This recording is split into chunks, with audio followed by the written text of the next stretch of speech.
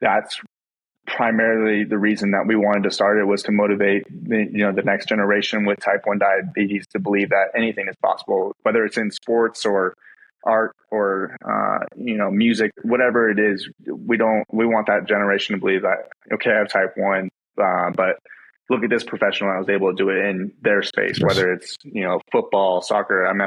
There's a race car driver that has type 1, and a marathon runner, or you look at musicians like Nick Jonas, like they're all able to be a professional in their work, regardless of their type 1 diabetes. And so, yeah, that's kind of the reason we started it. And it kind of happened this last year.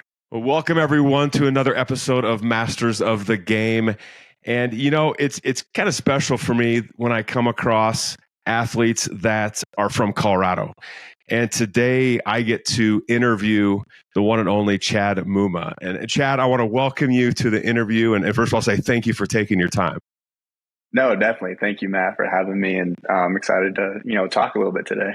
This is awesome. So, the Colorado connection is special, right? There's great athletes from all around the United States, all around the world. But it's kind of cool when someone's like literally right down the street from you. So Chad played his high school football at Legend High School, which I'm telling everyone, you don't know where I live, but we had a house. Literally, I could walk there in probably 5 minutes before we moved to another part of Colorado. So it's really kind of cool to see that. Chad, you went and played at University of Wyoming after getting offers from, I think, Wyoming, Hawaii, Nevada, a couple other places. And then you were drafted in the 2022 NFL draft by the Jacksonville Jaguars, right now playing for the Indianapolis Colts, traded just a little bit ago. You were in the, in 2022 Senior Bowl. You got invited to that. Back in college, you were named a finalist for the Butkus Award. So you've got this really cool kind of path, and unusual path too, right? A little bit, right? Of like a guy coming out of Wyoming, you and Josh Allen, right? To go do that and make it big in the NFL, which is just awesome to see. And the other cool thing as you look at your story too, and I know something important near and dear to your heart, you were diagnosed with type 1 diabetes back in 7th grade, if I have that right. And it's something that, you're super passionate about, right? Of having type 1 diabetes, making it to the NFL, continue to play in the NFL. You have your Muma movement camp every year. You just hosted your 3rd annual event, really to empower this next generation, of kids with type 1 diabetes and adults as well, to believe that like anything's possible, right? That you can achieve your dreams even with type 1 diabetes. So again, I could go on and on, Chad, about, and your high school and college career and all that sort of stuff. But I'd like to start this off a little bit, kind of take you down memory lane a little bit. And this is a big question I always ask, but, what are like one or two of the just greatest memories you have from playing the game of football and growing up? Yeah, growing up, there's tons of different memories that you have that you can pull from. I started playing football when I was 5 years old. And it was when my dad threw me in with my older brother who was playing tackle football, threw me in Oklahoma drills. And, I was 5 years old going against these 7-year-olds, and they're just crushing me, and I'm crying out there. I'm thinking, I do not want to play football. I want to keep playing soccer and baseball. But, I quickly learned that, football was my passion. Whenever I started playing against kids my own age, I got used to hitting people a little bit. When I was little, I have that memory of, just hitting people and making a loud sound, and the moms and dads on the sideline being like, ooh, making that sound. So that's kind of where my love for hitting people kind of started. And I think about, memories from college, getting my first interception, first pick six. That's a big one for me. It was off of a RPO, run pass option. I, came down the side. I was really going up to my run fit, and I just saw the quarterback throw it, jumped up, caught it, and took it to the touchdown. Took it for a touchdown, pick six, and had all my team around for that. So that's a special memory for me. And then I think in the league, one of my favorite plays was getting a TFL, tackle for loss, against Derrick Henry in our last game of the season, my rookie year, to go to the playoffs and have this little playoff run. It was a big game, big night, and to be able to get a TFL on such a prominent back in the NFL was really cool. And so that's a cool memory for me as well. That's awesome. And Derrick Henry is no small back. No, he's not at all. He's basically a linebacker playing running back, and he's amazing. Fast. He can run. Yeah.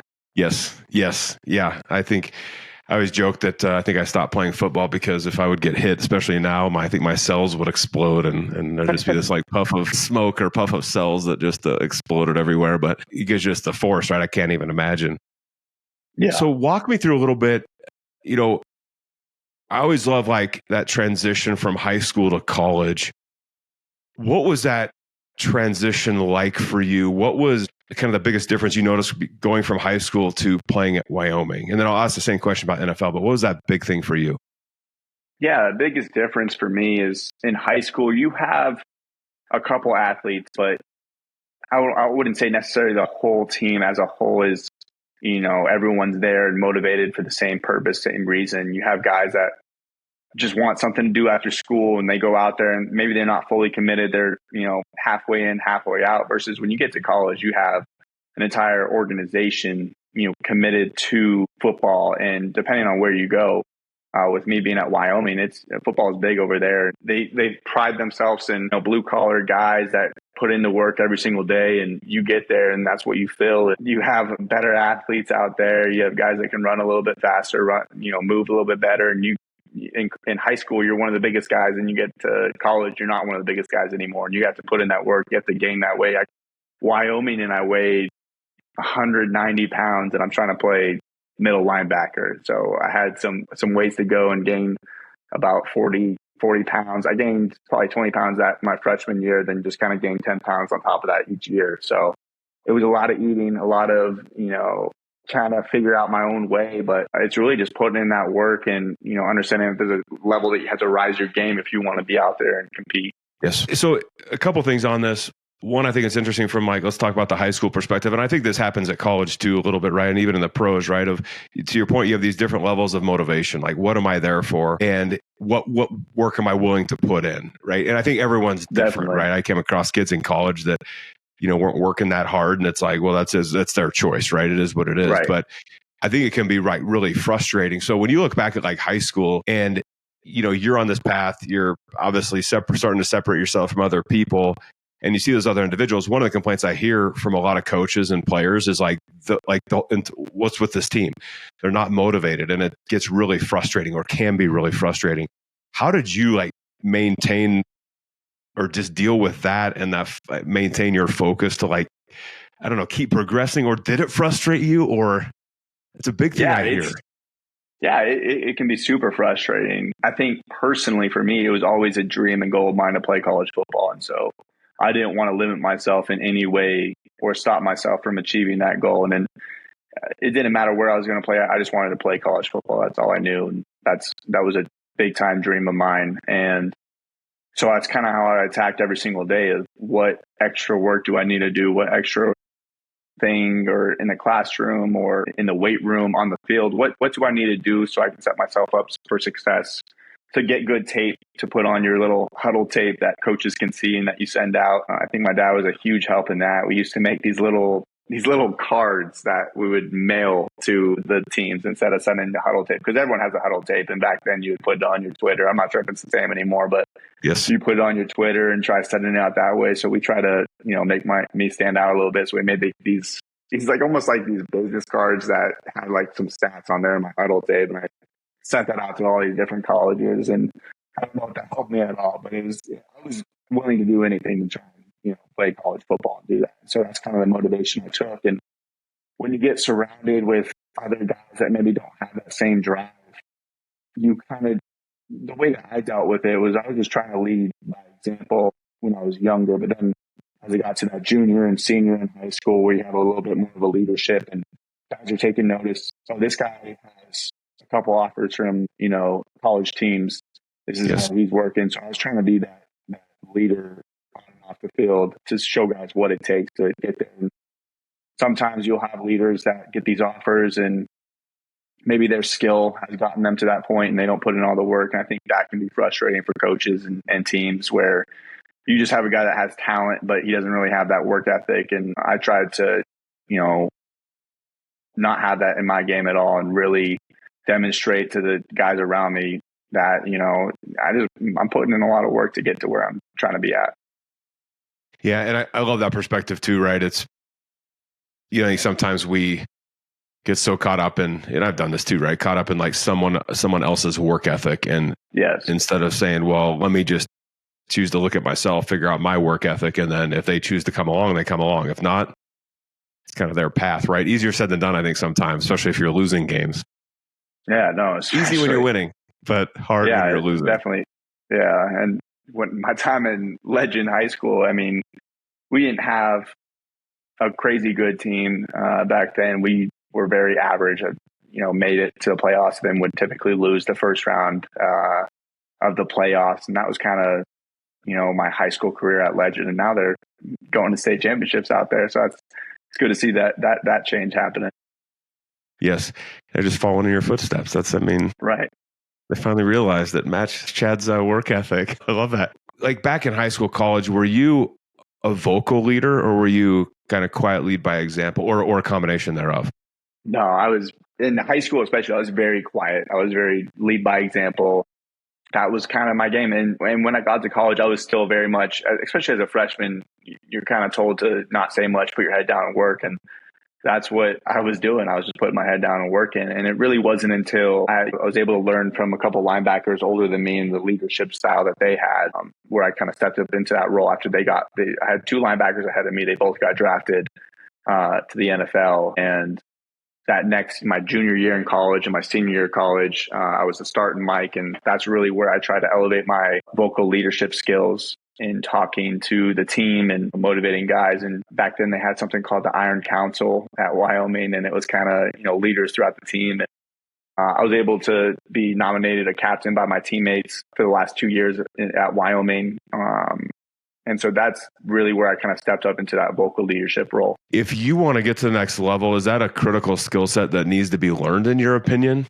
Because I love having this talk with. Yeah. I think lead by examples first, right? I believe that. But I think Definitely. At some point there's this ability to like motivate to, and you don't have to be like dancing around, like pumping people up, but like be able to talk to people, things like that. What are your thoughts around that? Yeah, I think, like you said, it starts off leading by example. I think if you have a guy that's all talk and no action, no one's going to respect what's coming out of his mouth. And that's big. That's big at any level, in high school, college, or the NFL. If you have a guy that is all talk and not backing it up with his own actions, because players see what work is being put in, or if you're just being a leader in front of the coaches, or if you're really doing it all the time around, on and off the field. I think that is a big thing as well, because sometimes guys just want to do it in front of a coach and try and, win brownie points that way. And players take notice. Like you said, first and foremost, you have to have, leading by example, be your number one. And that's kind of how I've had my leadership style start off, is I'm always going to lead by example. But after you see how I work and what I put in, I'm going to hold you to the same standard that I hold myself. I think that's another big aspect of my leadership style, is if I see someone start wavering down, I'm going to get on you, and I expect you to get on me if you see me faulting and going down a little bit as well. You want to be held to the same standard, and that's how you get a team to continue to elevate, in my opinion. Yes. How are you best? I'm just curious. How are you best motivated? Are you they always say the stick or the carrot, right? So the stick means I'm going to like kind of give you the kick in the butt, right? The carrot's like, oh yeah, you're doing great, and kind of motivate that more positively. How are you, Chad, like motivated? Yeah, I think honestly, I don't know where this kind of stems from. It's probably from growing up. Probably in high school we're recruiting too, but it's just I've always kind of felt like a underdog in a way, where maybe I'm not getting recognition. I don't want to say like I'm seeking recognition, but maybe you just don't get that certain recognition where you're putting in all this work, and they don't see a certain value in you, or maybe it's you. I value myself at such a high standard that I want to prove to everyone that this is the type of player I am, this is the type of leader I am, and I think that's what motivates me deep down. Because I mean, in high school, you go out to all these different camps throughout different colleges. That's what I was doing every summer. I would try to go different camps, and I'm a skinny kid from Colorado, and coaches, recruiters are like, oh, Colorado maybe doesn't have the best, football talent or whatever. It's Texas or it's whatever it is. And so then you go to these camps and these other kids are getting recognized. Maybe I, back then I wasn't the fastest kid out there. I wasn't the strongest. So that's kind of what motivated me. Okay, I'm going to prove to these coaches that I'm going to, work hard. I'm going to get faster. I'm going to outwork the competition that maybe has this skill, but doesn't want to put the work in. So that's kind of where my motivation stems from. I still pull from that. I love that aspect. So I play with that chip a little bit, right? Right. Out there to like prove it to others, prove it to yourself. Like just that attitude of like, let's get better, I think will serve you for life. You already know this, right? Preaching to the choir, but like for athletes, it's like, I think the work ethic, the getting better, doing stuff is one of the most underestimated skills, if I can like air quote skills, but it's underestimated, right? I think, one of my coaches and I have this talk, Chad, we had this not debate, but just discussion one time I was asked the question, is nature or nurture more important? Nature being like, I'm born with a certain talent, right? And nurture being, it's the work you put in. For sure. What do you think is more important? I'd be curious how you answer that question. I had my answer, but I think both are important because obviously I wouldn't be in the position I am today if I wasn't blessed with, the abilities that I have. Yes. At the same time, I had to work, so hard to get to where I'm at today. If I didn't put any work in, I would not be the player I am today. Yes. I definitely think that is more important. Agreed. Because there's some quote, I can't think of it right now, but it's something about how it works. I think that works. I can't. Yes. Yeah, it's like hard work beats talent when talent doesn't work hard or something. Yes. Yeah. It's something around that. It's something like that. Yes. Along those lines. But it's true. It honestly is true. And at each level, I've seen it in my career, being in high school and then getting to college and seeing the same thing of, I was a developmental guy going to college. I was, like I said, skinny, small, and I had to work my way up to get to the position I was. And then getting to the league, it's the same thing of just putting my head down and, putting in work every single day. It's still trying to, elevate my game, even being where I'm still trying to improve myself every day. Yep. It's a huge thing. And I think, athletes listen, even coaches, right? I think you have to have a baseline talent. Like you have to, right? Some kids are born to, I don't know, hit a volleyball or to, catch a football or hit a baseball. They're just naturally inclined, right? Or just to play an instrument. Like it's not just, sports related, but we have these natural inclinations that we're born with. And the reality is once you realize that, then that's when the work begins. And it can be seen as work, which is, oh, this sucks, I got to go to work. Or it can be like, man, let's get better. Like, let's see what's under the hood here. Like, let's see what I can achieve. And you do that. And just goodness sake, it's surprising to me how many people aren't willing to do the little things every day. And that's one of the secrets. Like the little things done consistently get you where you want to go. No, definitely. And it's not, I think sometimes people might have a perspective of, they have the end goal in mind, but they don't have the daily steps every single day. And I think that's huge. That's a big part of it. And like you said, it's the little details. And that's something that in the NFL specifically, they preach all the time. It's the little details. And they say that the little details become bigger details. And those are the details that get you beat. And so 1% better every day. There's all these different things that they say every single day, but it's true. It's 1% better every day. And you just got to work your craft or work whatever you need to do just to get that little improvement every single day, because you're never stagnant. You're either taking a step forward or you're taking a step back. Yes. So what was your biggest adjustment between college and the pros? Yeah, I think obviously the game gets faster at each level. And outside of that, you get to the NFL and like I said before, everyone's an athlete in college, but you get to the NFL and people are truly athletes. You look at the offensive line, every one of those guys is a top tier athlete who can run, they can jump, they can do it all. And I think that was the biggest difference that I saw is the offensive lineman, every single one of them is a tremendous athlete and can run really fast compared to college, and skill positions, faster, quicker, and quarterbacks and everyone makes smarter decisions. So you just have a game that elevates even more so. You get adjusted to the speed pretty quickly, especially going through days, and then you get to your first preseason game. It seems like everything's flying at you super fast, but you get used to the speed pretty quickly. And then it's just the mental load of the NFL is a lot higher than I think people don't typically realize. Is they put an install in that day, and you're playing on Sunday, and they may put an install in on Friday, and you run it maybe one time and a walkthrough. And then come game time, you have to know how to execute that, get that game plan that they put in, that play that they put in to all these different formations. So I think that is a big difference in the league, is just the mental load that guys have to go through every single week of, all right, this defense meant something this week, and next week is going to mean something completely different. And that's a big change as well. Because in college, you have 4 years, if you're lucky, with the same coordinator, of being able to be in the same system and, do the same things. But in the league, there's so much turnover. There's so much change. You could be on a team.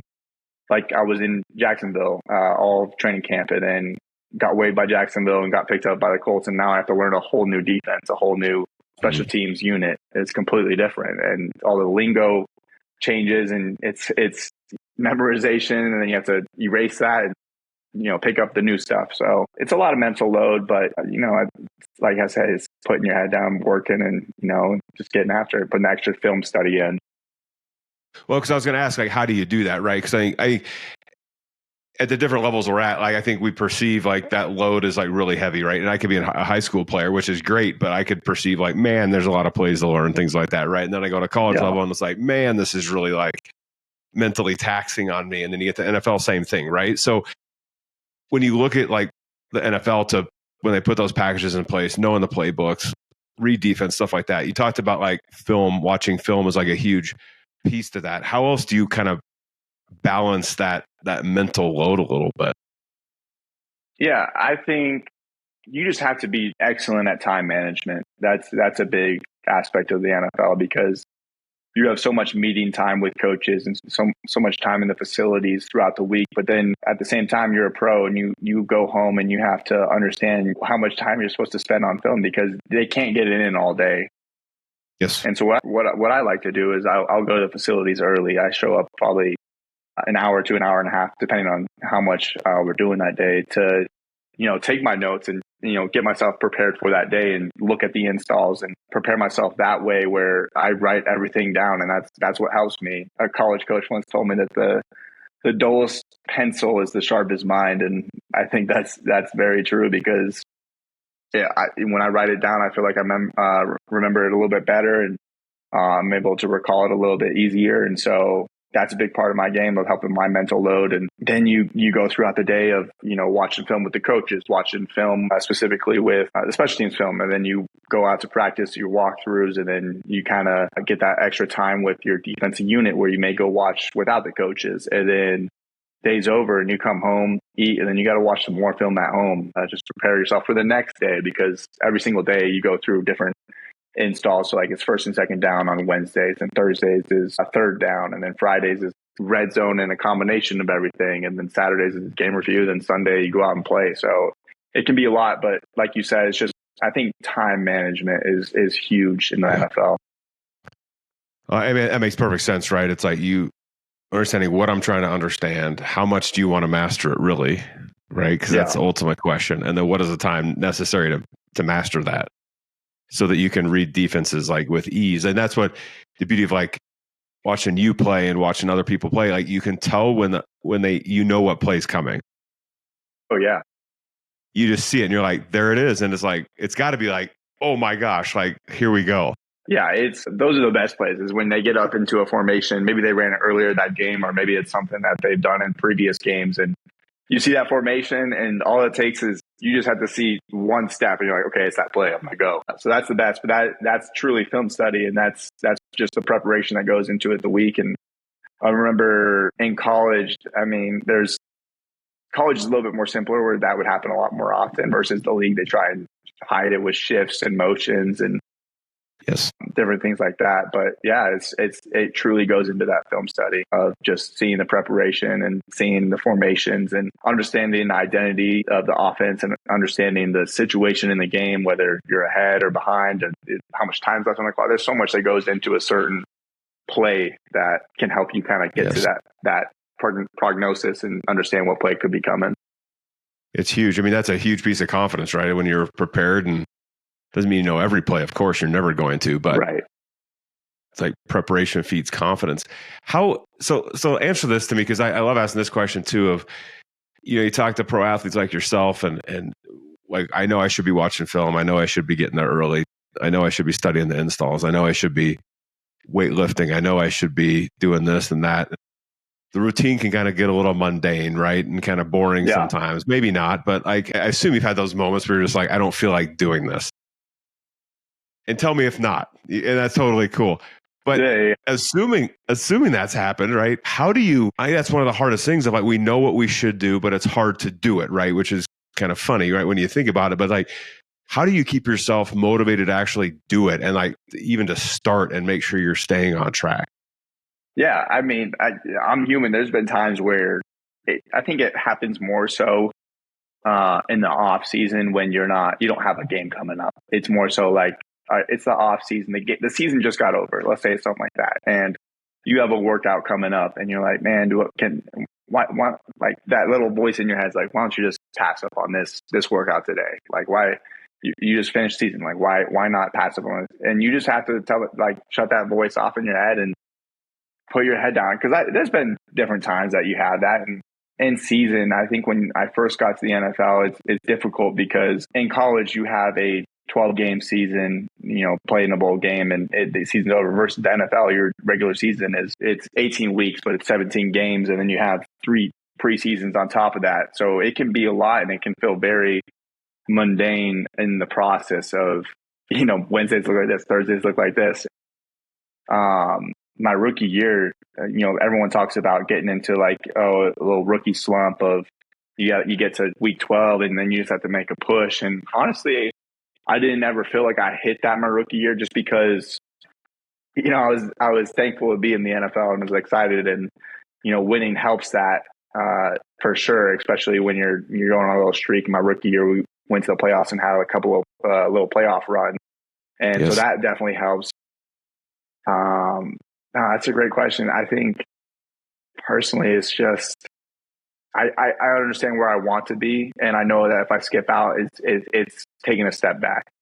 That's really what it is. And I think mentally, it's like, if you don't do this today, like, what are you going to do? Like, then you just feel. Then personally, I just feel bad about, like, if I were to skip out on that, I'm just going to feel bad the rest of the day. And if I don't get the work done that I'm supposed to, then I'm just going to feel terrible about myself. And that's really where kind of my mindset comes in. Is like, I'm going to go get the work in. I'm going to go do this off-season workout because I know it's going to help me in the long run. I know it's going to get me to where I want to be.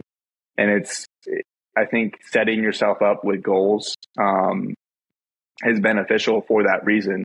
Because if you don't have any goals set, then yeah, it's easy to skip a workout because you have nothing that you're working for. Versus if you have a few goals set up, that's what really helps me.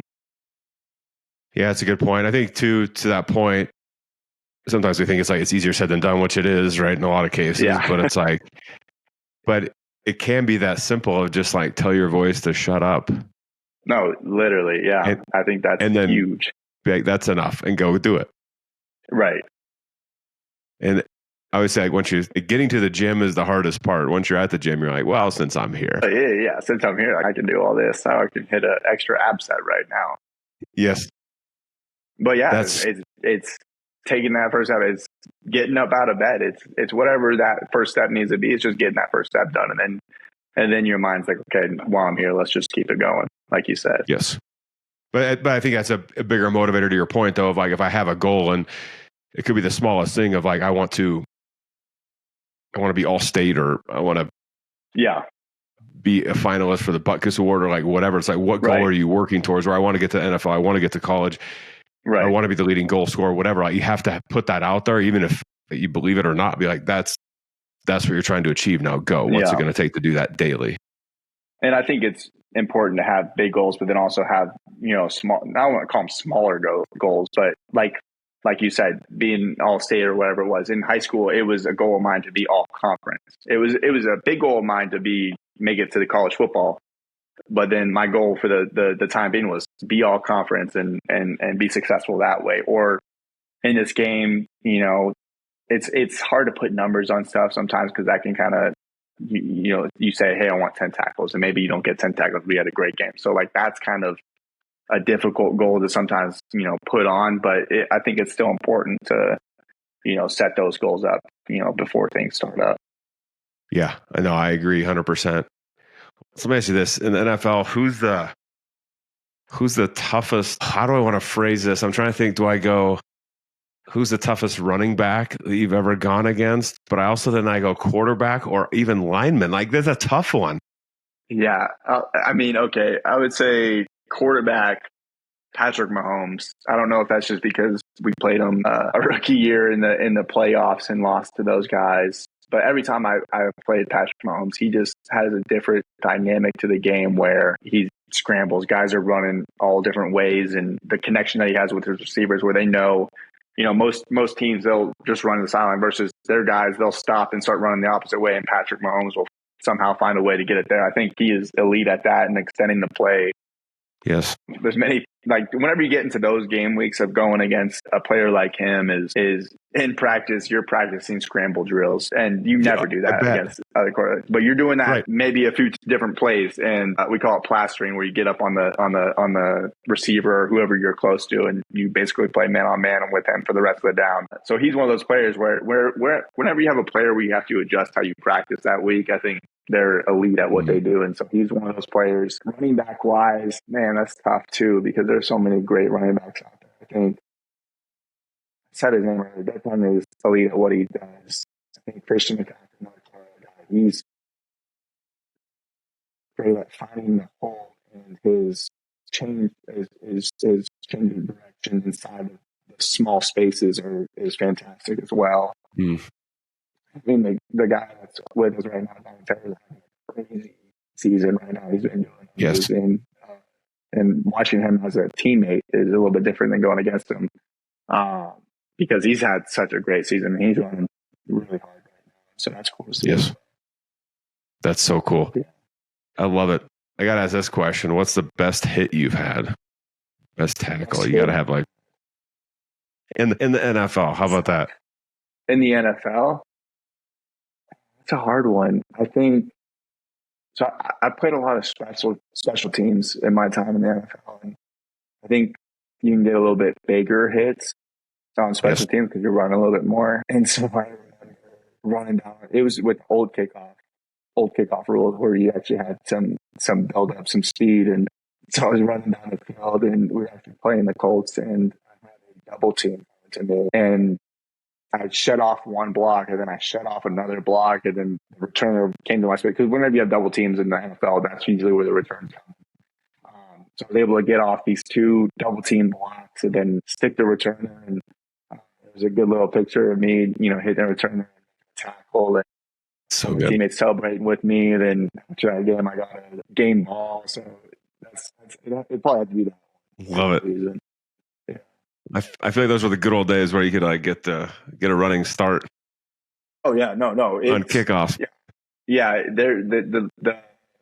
Them shifting to the way it is right now, it's taking out so many injuries because in the old kickoffs, you're running full speed. There's so many yards that you could gain that speed, and that's been top speeds on those kickoffs. So I think it's a smart decision for them to go this new kickoff rule, and it definitely changed the game a little bit. But yeah, the old kickoff, you definitely make some errors. Oh yeah, I go back to like when you started this. You're talking about memories right at 5, 6, 7 years old, and you're hit somebody, and parents on the sidelines are like, "Oh," you lose a little bit of that with the new kickoff scheme, but you got a lot of those like, "Oh," when you're running full speed. Yeah, no, definitely. Again, I'm not the guy getting hit, so it's a different that's why I play reaction. Because when you're playing defense, you can be the person that gives the hit versus receiving the hit. Very true. Yeah. Let's talk a little bit about coaches if you don't mind, who's one of the best coaches you've had, and how did that person just kind of help you, whether it's motivation, development, like whatever? What's one person that comes to mind? Yeah, I think specifically for my development, I have to go with Aaron Bull. He was my position coach my junior and senior year at Wyoming. He's a linebacker coach, and he's now the defensive coordinator for Wyoming. But as far as developing me and getting me to the player that I needed to be in order to even have a chance at the NFL, I credit him a lot because he taught me how to watch film, taught me how to be a better leader, taught me how to go up on a board and draw, the defense as a whole and tell like what a cover three is and show what different guys on the field are doing for eight or whatever the coverages are, draw a fire zone. He really taught me more about the surface level of defense, of knowing just what my job is and knowing what the whole entirety of that defense is doing. And then furthermore, knowing what the offense is trying to do in certain situations. I thank him for, getting me to where I'm at today because, having someone that has that much time, a position coach has so much more time than maybe a head coach or Yes. defensive coordinator. When you have a guy that is spending, majority of the time in that room, that's such a big value and such a huge aspect of many players' games that's where they can truly get better if they have a great position coach, in my opinion.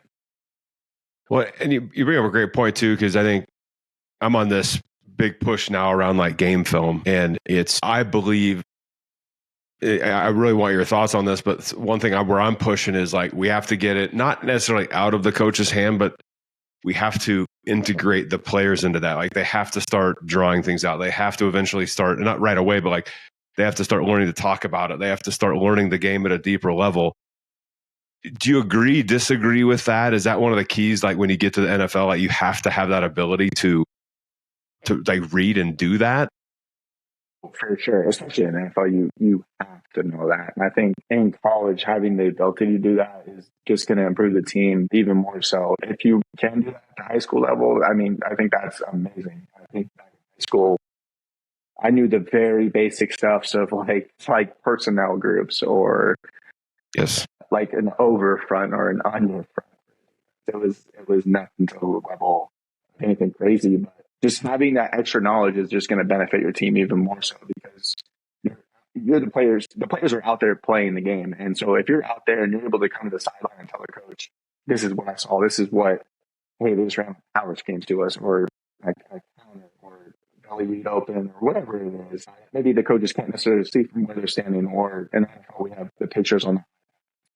yes, But it shows like every like 4 seconds or every 3 seconds it will take a snap of the play. And so they can't see the whole picture. And so that's why it's super necessary in the NFL to be like, no, this is what happened. This is the blocking scheme that they had. They doubled up to me and they counted me as the mic or whatever it is.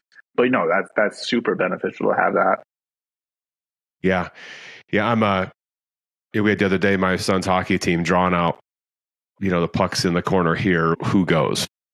And then how do you break it out? And you look, and some of the kids you could tell like a little confused or didn't know what to draw. And I got them each whiteboards and I'm having them draw it out. And like, we're not testing you. It's, not getting great on this, but start to learn how to draw it out and then look and be like, oh, I either did it right or no, that's not right. So when you see it on the ice, in that case, like you start seeing it different, you process differently.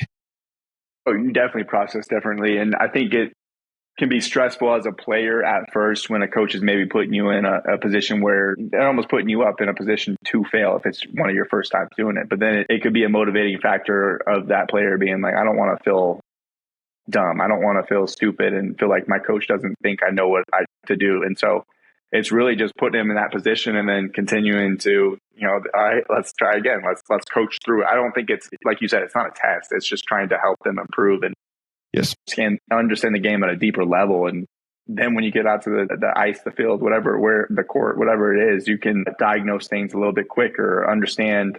I think it helps you understand what people around you are doing as well. I think that's super important to understand. Okay, this person's supposed to be right here. Then you can hold them to that standard. Be like, hey, you have to be right here and help them out that way, maybe. So like you said, it's only going to benefit the team. Yeah, it's very true. And I think to your point, that mindset shift of like, we think like, it's almost like a shift from like, I don't want to feel stupid to like, this can really help the team. Yes. Or this can help my confidence, or this can help like us accelerate, like, or win the game, like whatever it is. But that shift of like, now I'm willing to do it and get uncomfortable. Right. It's a huge piece. I always tell the story of I heard Rod Smith, like being a Denver guy with the Broncos, but he made a comment years ago where he said at this event we held, he hated watching film every single Monday or whenever the game was, right? He hated it because he thought he was going to be cut the whole time, right? He was an undrafted guy coming up, but it became this incredible motivator because he's like, they're going to look at film and not see anything wrong. I'm going to perfect my routes so well, like, and now that's why he's one of the best to ever play the game. Right. But it's, again, how do you look at it, right? Of how do you even just take that fear and kind of move it forward? So I love telling that story about Rod. I mean, to that point, it's if you're playing the game where you're fearing of messing up, you're not playing to your full potential, and you know you're hesitant, you're not playing as fast. And I think if you get around coaches sometimes that you know are so keen on, you know, maybe you're messing up so much, and like if you mess up once, they're taking you out, and it can really tear down a player's confidence. And I think I've been around some coaches sometimes where it seems like, you know, that's kind of how they operate, where if you mess up, I'm going to pull you out and put someone else in, and you're doing a terrible job, and then you kind of play in this anxious state versus just going out there and playing free. And I've been able to talk to some guys on my team where with the Colts, they were talking about a previous coach that they had, and they would have rankings in their room on the whiteboard of where they stood that day, and they said it would change if they dropped a pass in their individual group. That would change their rankings, and that could determine who was starting that week. And I can't imagine. I asked them, I said, how do you go out there and not fear that you're going to mess up? And they said, everyone was playing. If they messed up, they were going to be out. So that's why they weren't, you know, maybe as successful as they could have been. So I think that's a big part of it as well. That's very true. It goes back to like me asking you too, like how you're motivated. It's like coaches, I believe, have to understand that. And maybe you and I are similar, Chad, maybe we're different, but coaches got to know how to push our buttons, if you will, right? To get the most out of us. Yeah. Usually push buttons are like to make me angry, but I mean, to motivate, I think some guys, you know, I can take a little bit of getting a little bit anger to motivate me a little bit, but at the same time, I don't need all that for my own motivation. And like some players might need a little bit of that. But you definitely don't want to go over the ledge with that. So very true. Well, and I want to spend a minute talking about your having type 1 diabetes, because I know it's something super important to you. I think a lot of it, and I love kind of the mission of the camp you put on, right? Of empowering the next generation to like believe that anything's possible, that you can do it. And a lot of times, like somebody in your position playing at the highest level, you have type 1 diabetes that can really get in your way. So, or seem like this big roadblock. How have you, I guess, managed that over the years? How have you not let it hold you back? Like, walk me through that a little bit, because diagnosed in 7th grade, correct? Yeah. So I was diagnosed when I was in 7th grade. I was 13 years old, and I was going through the whole like typical diagnosis of type 1 diabetes. And it's when you're going through those symptoms, you're always thirsty, you're always going to the bathroom because you're drinking so much water. Your body's cramping and you're just tired all the time. And back then, every single night I was waking up, going to the bathroom and turning on the faucet, drinking it for like 2 minutes, and then going back to the bathroom. I didn't tell anyone because I just thought, this is what puberty is. Like, I'm a middle school boy. Like, of course, I'm going to need more water. Of course, after I get done with my day, I'm going to come home and go to sleep because I'm tired, because my body's changing. That's what I thought it was. And I was fortunate to go over to one of my friend's houses, and his mother actually said something to my parents about, we were eating dinner with them, and it was either, I don't know if it was lemonade or milk. It was something where I drank an outrageous amount of maybe it was like a gallon of milk or something like that. And she took notice, and she had a little bit of familiar with type 1 diabetes. And so she said something to my parents, and then I went to my parents' room, and they went down the checklist of all the things. I'm like, yeah, I'm doing that. Yeah, I'm doing that. Yeah, I'm doing that. So then they took me into the hospital the next day, and I was fortunate where I didn't have to stay overnight. I didn't go into a coma or anything like that. So my sugars were high. Obviously, they were like 500, but I didn't have a crazy diagnosis story. So I was able to get the insulin and kind of go from there. And I was super sad at the time because I thought I can't play any more sports. I didn't know anything about type 1 diabetes. So I thought I can't play sports anymore. I can't do this. I can't do that. I quickly found out that wasn't the case. I searched NFL players with type 1 diabetes, and growing up in Colorado, I was a big Broncos fan, and Jay Cutler got diagnosed when he was there. So I was like, okay, he was able to do it. I didn't know that. Okay. Yeah. So it was like that's that little motivation that I needed to be like, okay, you have type 1, you can do this. And I think my parents did a great job of explaining it to me as a kid is like, yes, you have type 1, but you're going to have to do more than other kids now. You're going to have to, maybe not eat the sweet and instead check your sugar and give yourself that shot. Or maybe you have to take a second and go check your sugars before you start the game. And it was a big learning curve for me at that age. And I think my parents' support around that was super beneficial. But at the same time, they also made sure that I was able to manage it on my own, and they weren't per se being a helicopter parent of being around me all the time and making sure they were managing it. No, they were putting it on me. And I think that helped me long term, where I understood the severity of type 1 diabetes, and also understood that if I want to go to college and I want to play college football and I want to achieve what I want to achieve, I'm going to do it. And I'm not going to have my type 1 diabetes be the reason that it's holding me back from achieving that. So that's kind of the mindset that I always took to it is, yes, I have type 1 diabetes, but I'm able to do all these other things better because of my type 1 diabetes. This is what it's taught me. So this is why I'm going to be better than the other athlete over there, is because I'm a lot better managed because I know how to manage my blood, whatever it was. I kind of took that mindset to it. And that's still the mindset that I take to it every single day is I don't want it to be a reason why I can't do what I want to do. I don't want to hold it back. And so that's kind of where the spark for my wife and I's organization, Muma Movement, kind of came from.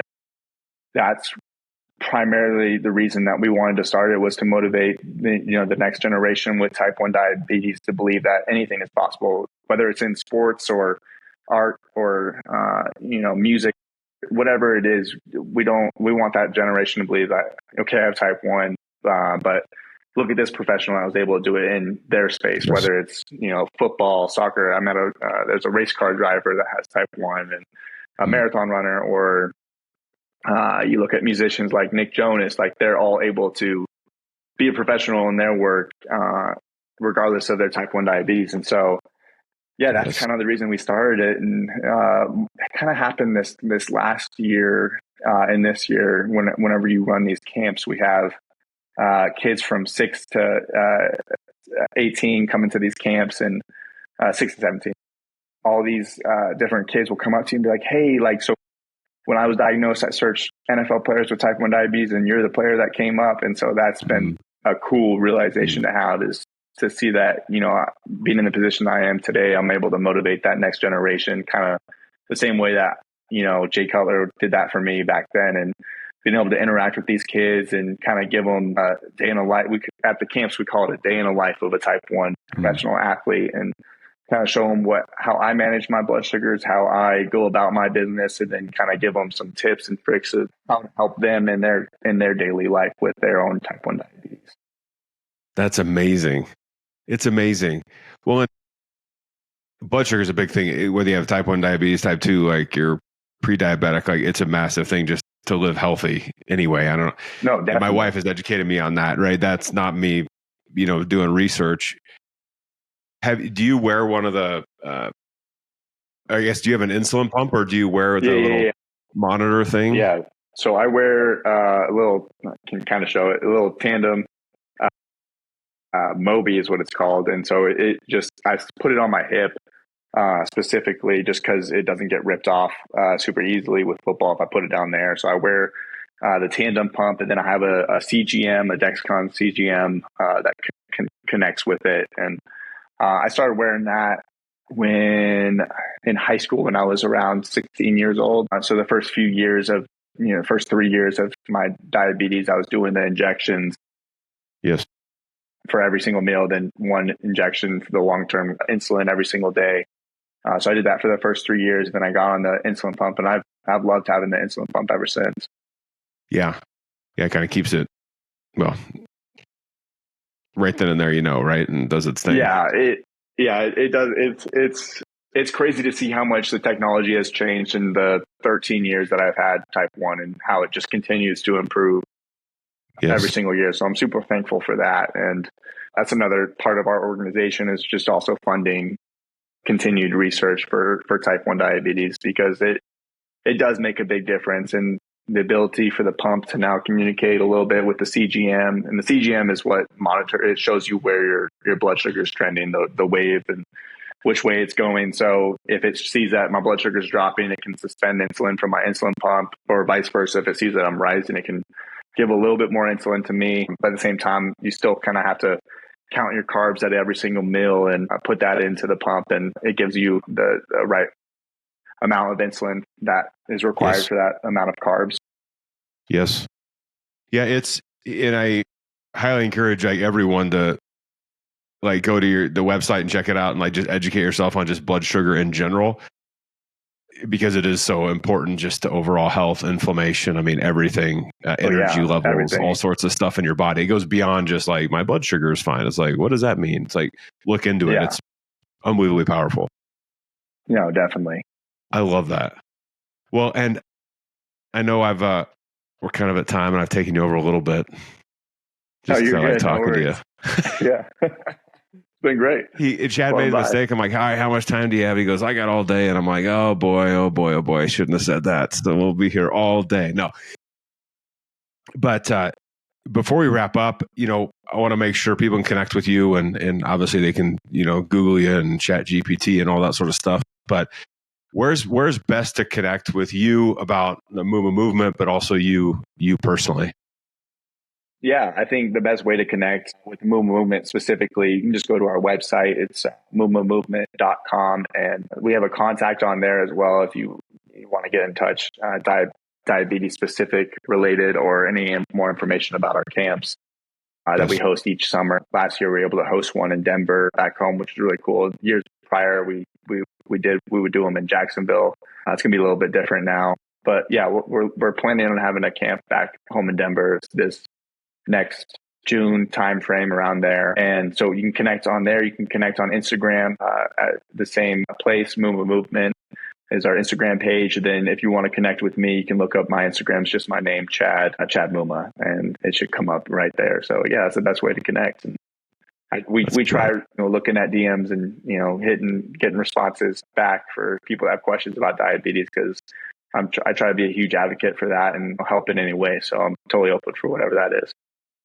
Fantastic. That's wonderful. And just so everybody knows, we'll have obviously all the links in the show notes. So please, go connect, follow, reach out, do some research, do some reading, and get to Denver next year for the camp, for goodness sake. So yeah, definitely. Also, it doesn't have to be diabetes related. I can also answer questions about recruiting or whatever it may be. I'm totally open to helping out athletes with that as well.